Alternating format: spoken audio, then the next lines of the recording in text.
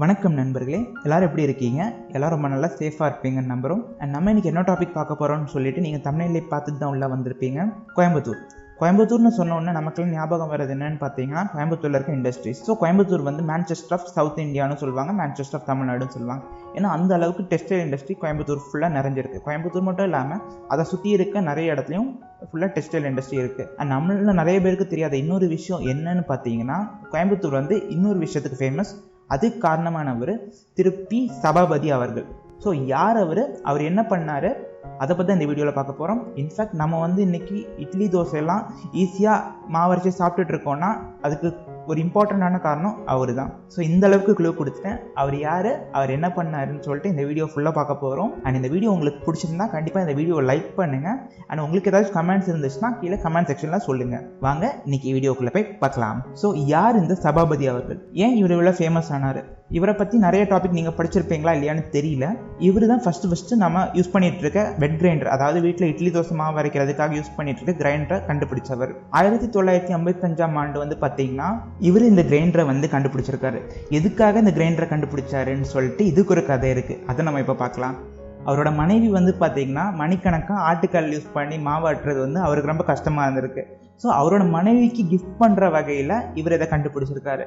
First வந்து என்ன பண்ணாருன்னா, அந்த ஆட்டுக்கல்லையே ஒரு பெல்ட் மாதிரி வச்சு அதை ஆட்டோமேட் பண்ண ட்ரை பண்ணியிருக்காரு. அப்படி பண்ணும்போது என்ன ஆச்சுன்னா, மாவெல்லாம் வந்து ஆட்டுக்கல்லை சுற்றி தெறிக்க ஆரம்பிச்சிச்சு. ஸோ அதை பார்த்து அவர் வந்து என்ன பண்ணியிருக்காரு, நம்ம இப்போ வந்து கிரைண்டரை சுற்றி ஸ்டீலில் ஒன்று இருக்கும்ல, அதே மாதிரி அந்த டைமில் ஜிங்க் யூஸ் பண்ணி சுற்றி ஒரு மாதிரி வச்சிருக்காரு தடுக்கிற மாதிரி. இதுக்கப்புறம் பார்த்தீங்கன்னா அந்த கிரைண்டர்லேயே நிறைய எவல்யூஷன்ஸ் வர ஸ்டார்ட் ஆகிடுச்சு. அவர் கண்டுபிடிச்ச அப்புறம் அதை நிறைய பேர் மாடிஃபை பண்ண ஆரம்பித்தாங்க. அதுலேருந்து நிறைய பரிமாணங்கள் உருவாக ஆரம்பிச்சிச்சு. அண்ட் இப்போ நம்ம பார்த்துட்டு இருக்க கிரைண்டர் வந்து அதுலேருந்து ஸ்டார்ட் ஆனது தான். அண்ட் அந்த கிரைண்டரை கண்டுபிடிச்சது இந்த பி சபாபதி அவர் தான். இவர் வந்து பார்த்தீங்கன்னா கோயம்புத்தூர்காரர். ஸோ நீங்கள் கோயம்புத்தூரை சேர்ந்தவங்கன்னா நீங்கள் சொல்லிக்கலாம், அவர் வந்து உங்கள் ஊருக்காரர் தான், கெத்தாக சொல்லிக்கலாம், நாங்கள் தான் கிரைண்டரை கண்டுபிடிச்சோன்னு சொல்லிட்டு. அண்ட் இட்லி தோசை ஃபேமஸ் ஆகிறதுக்கு இது ஒரு பெரிய காரணம்னே சொல்லலாம். ஏன்னா ஃபஸ்ட்லாம் வந்து ஆட்டுகள் யூஸ் பண்ணி ரொம்ப கஷ்டப்பட்டு மாவாட்டிட்டு இருந்தாங்க. இப்படி ஒரு மெஷின் கண்டுபிடிச்சோன்னா எல்லாருக்கும் வந்து ப்ராசஸ் ஈஸி ஆகிடுச்சு. குறிப்பாக வந்து பார்த்திங்கன்னா குடும்பத் தலைவிகள், அவங்களுக்கு தான் இது ஒரு வரப்பிரசாதம்னு சொல்லலாம். ஏன்னா அவங்களுக்கு இருக்க வேலையில் நம்ம மாவாட்டுறது டைம் நிறைய கன்சியூம் பண்ணிட்டு இருந்துச்சு. இது கண்டுபிடிச்சப்போ டைம் ரொம்ப கம்மியாக தான் செலவாகிட்டு இருந்துச்சு. அவங்க ரொம்ப பயனடைஞ்சாங்க.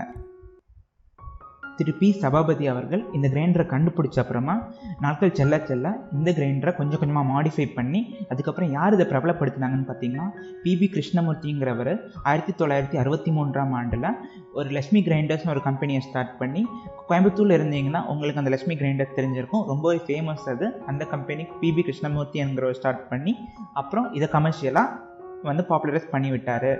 அதுக்கப்புறமா பார்த்தீங்கன்னா ஆர் துரைசாமிங்கிறவர் வந்து டில்ட்டிங் கிரைண்டர் வந்து கண்டுபிடிச்சாரு 1975ஆம் ஆண்டில். அதுக்கப்புறமா கொஞ்சம் கொஞ்சமாக அது வளர்ச்சி அடைஞ்சு நாட்கள் செல்ல செல்ல எல்ஜி வரதராஜங்கிறவர் வந்து டேபிள் டாப் கிரைண்டர்ஸ் வந்து அதுலேருந்து கண்டுபிடிச்சாரு. இப்போ இருக்க சூழ்நிலையில் வந்து பார்த்தீங்கன்னா 300க்கு அதிகமான இண்டஸ்ட்ரீஸ் வந்து இப்படி கிரைண்டர் வந்து மேனுஃபேக்சர் பண்ணிகிட்டு இருக்காங்க. அண்ட் அந்த இண்டஸ்ட்ரீஸ்லாம் வந்து 16,000க்கு மேலே வந்து ஒர்க்கர்ஸ் ஒர்க் பண்ணிகிட்டு இருக்காங்க. ஸோ இவ்வளோ ஒர்க்கர்ஸுக்கும் வேலை கொடுத்த ஒரே காரணம் வந்து அந்த சபாபதி அவர்கள். சரி, ஓகே, கிரைண்டர் கண்டுபிடிச்சாச்சு. இந்த கிரைண்டரில் வந்து பார்த்தீங்கன்னா 1970s வந்து, அதாவது 1970ஆம் ஆண்டு கிட்டலாம் வந்து எக்ஸ்போர்ட் வந்து நிறைய பண்ணிட்டு இருந்தாங்க. சிங்கப்பூர், துபாய் அந்த மாதிரி இருக்க கண்ட்ரீஸுக்கு கோயம்புத்தூர்லேருந்து கிரைண்டர்ஸ் ஃபுல்லாக போயிட்டு இருந்துச்சு. அண்ட் நம்ம இந்தியாவிலே வந்து பார்த்தீங்கன்னா கிரைண்டருக்கு தேவையான எல்லா உதிரி பாகங்களும் கோயம்புத்தூர்லேருந்து தான் போயிட்டுருக்கு இப்போவும் கூட. ஸோ இப்போ கூட பார்த்தீங்கன்னா கிரைண்டருக்கு கிடைக்காத ஸ்பேர் பார்ட்ஸே வந்து கோயம்புத்தூரில் கிடையாது. நீங்கள் கோயம்புத்தூரில் போய் என்ன கேட்டாலும் எல்லா ஸ்பேர் பார்ட்ஸும் கிடச்சிரும். இதுக்கு வந்து பார்த்தீங்கன்னா பாப்பநாயக்கப்பாளையமும் ஆரப்பாளையமும் ரொம்ப ஃபேமஸ்ன்னு சொல்கிறாங்க. அண்ட் நம்ம எல்லாருக்குமே தெரியும், தமிழக அரசு வந்து பார்த்தீங்கன்னா இலவசமாக கிரைண்டர் கொடுத்தாங்கன்னு சொல்லிட்டு 1 கோடிக்கு மேலே கிரைண்டர் வந்து பார்த்தீங்கன்னா கோயம்புத்தூர்லேருந்து தான் வாங்கப்பட்டிருக்கு. அண்ட் இவங்க தான் ஃபுல் சப்ளையும் பண்ணிட்டு வந்திருக்காங்க. இவங்க இதுக்கு மட்டும் பண்ணல, இந்தியா ஃபுல்லாகவும் இவங்க தான் பண்ணிட்டு இருக்காங்க. ஸோ தெரிஞ்சுக்கோங்க கிரைண்டர் கோயம்புத்தூரில் எவ்வளோ ஃபேமஸாக இருந்திருக்குன்னு. 2005ஆம் ஆண்டில் வந்து பார்த்தீங்கன்னா தமிழ்நாடு கவர்மெண்ட் வந்து அப்ளை பண்ணி இந்தியன் கவர்மெண்ட் வந்து இந்த கோயம்புத்தூர் வெட் கிரைண்டர்ஸுக்கு ஜிஐ கொடுத்துருக்காங்க. ஸோ புரிகிற மாதிரி சொல்லணும்னா அதுக்கு கொடுக்குற ஒரு சர்டிஃபிகேஷன் சொல்லலாம்.